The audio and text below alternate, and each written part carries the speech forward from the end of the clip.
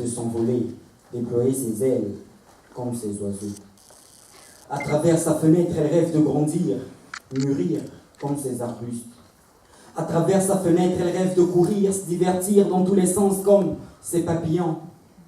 Hélas, elle est prisonnière de cet endroit où le malheur fait les 100 pas dans les couloirs. Il n'hésite pas à frapper à la porte de son choix. Malgré sa vie sage, elle a un visage avec une grosseur anormale. Les médecins diagnostiquent une tumeur faciale. Aurélie souffre d'un cancer de l'œil droit dans un pays où on ne connaît pas le droit. À l'hôpital, pour lutter contre le froid, elle n'a que la chaleur de sa mère et à longueur de journée, le sourire ironique des hommes en blouse blanche qui disent « ça va aller ». Alors que tu perds un bout de vie, tu perds un bout de vue, tu deviens méconnaissable, mais comme un grain de sable, peut-il être responsable, peut-il être le point de départ d'une telle déformation faciale? Les autres filles jouaient au nzango, lipato à la poupée. Toi tu étais là, occupé à lutter contre la maladie.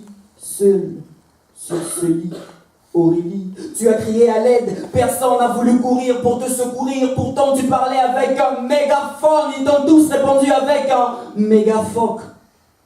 Mégaphoque, vous sachiez qu'ici, la vie ne tient qu'à une ficelle. Celle d'Aurélie, c'est l'histoire réelle d'une fillette innocente condamnée par le cancer de l'œil droit dans un pays où on n'applique pas les lois. 2 mois, tu n'arrives plus à fixer le miroir, tu demandes à ta mère « Maman, c'est vraiment moi ? Je n'ai plus de cheveux, je te vois à peine pour tenter à mon chevet. Maman, pourquoi les médecins de ce pays ne peuvent pas m'opérer? Pourquoi ces hommes ignorent-ils mes cris? Ça leur coûte quoi de sauver une vie?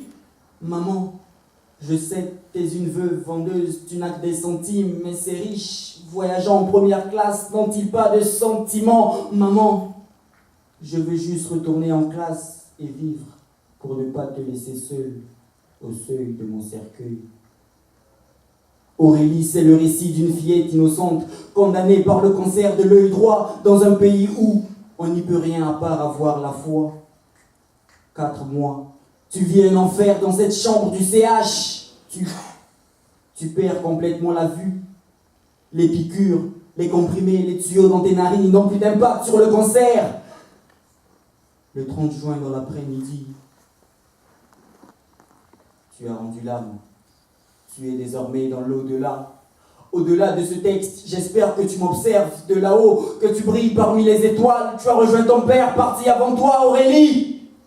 Aurélie, c'est l'histoire réelle d'une fillette de 13 ans, innocente, condamnée par le cancer de l'œil droit, dans un pays où un article dit « L'État est garant de la santé publique ».